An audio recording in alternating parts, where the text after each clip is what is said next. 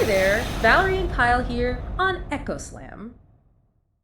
Imagine stepping back in time, finding these messages left by civilizations long gone, but they're locked away in mysterious symbols, ones nobody today can actually read. Today, we're diving deep into some of the most, captivating undeciphered scripts in history. We've looked at insights from different places to explore these puzzles, from really remote islands to, forgotten palaces. What did these ancient people want to tell us, and why is it just so incredibly hard to figure it out? It really is a journey, isn't it? Not just into language, but into the minds of people from thousands of years ago. And each script, it throws up its own unique challenges, its own little tantalizing clues. You see this enduring human desire to communicate, even if we can't quite hear the message yet. Okay, right. Let's unpack this. A prime example, Rongo Rongo, found on Easter Island. Our sources say the script was first encountered back in the 1860s. A Frenchman found about 26 wooden tablets covered in these really quite bizarre hieroglyphs. And the name itself, Rongo Rongo, apparently it means something like to recite, to declaim, or to chant out. Give you a clue, maybe. It definitely suggests performance, yeah. And what's really striking about Rongo Rongo is just the detail. You've got humans, animals, plants, geometric shapes, and this very curious consistency. Any symbol with a head faces up, either forward or to the right. But the challenge is, they've always been huge.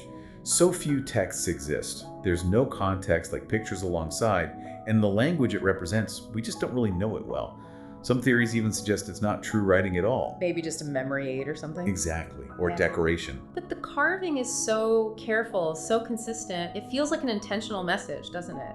And here's where it gets really interesting now, based on recent research.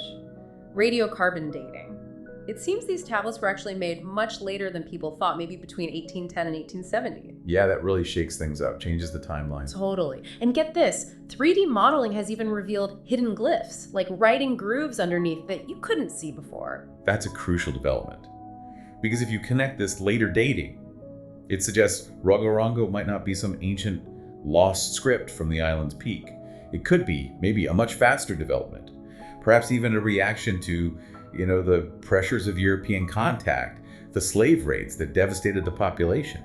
If we could read it, it might completely rewrite our understanding of that society right at its end.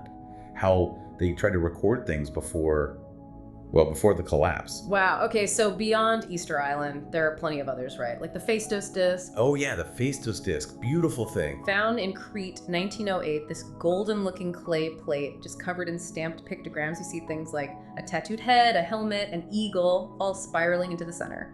People have tried, but nope, still a mystery. Maybe linked to Linear A, another undeciphered script from Crete? Possibly. The stamped nature of the symbols is really unique, makes it hard. It's not quite like anything else. And then there's the Vinca culture script from Eastern Europe. This one is like 7,000 years old. Astonishingly old. It's potentially one of the earliest writing systems we know of, predating even Sumerian cuneiform. And recently, they found an inscription on a ceramic tile, same age, maybe about their calendar. Imagine that. 7,000 years ago, writing on wet clay with sharp tools. Incredible. And what about the Indus Valley script? You hear about that one a lot. Yes. The challenge there is that the inscriptions are so short, like crazy short. It makes it really hard to tell if it's a full language system or maybe something more limited, like symbols for names or goods. Plus, there's nothing like it to compare it to. No Rosetta Stone equivalent. So each one is its own little puzzle box. The Phaistos Disc stamps, Vinca's sheer age, the Indus Valley's brevity and isolation. Exactly. Different problems, same result, silence. But, okay, let's talk success, because it does happen. The Maya hieroglyphs. For ages, scholars thought, maybe it wasn't even a proper language, just symbols, maybe logograms. Right, purely symbolic. But then came the breakthroughs in the 1950s. Groundbreaking work showing it's actually phonetic.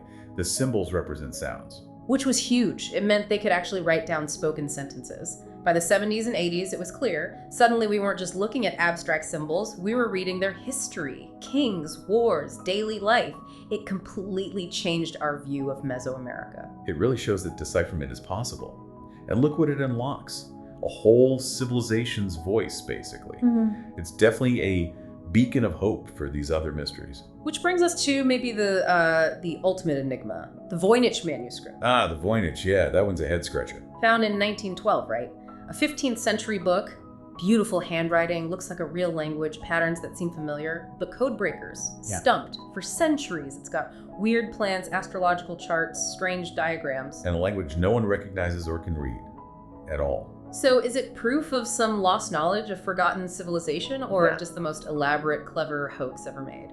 And that raises a really key question, doesn't it? How do you tell the difference? How do you distinguish between genuine ancient knowledge locked away in the unique code and something just designed to fool people?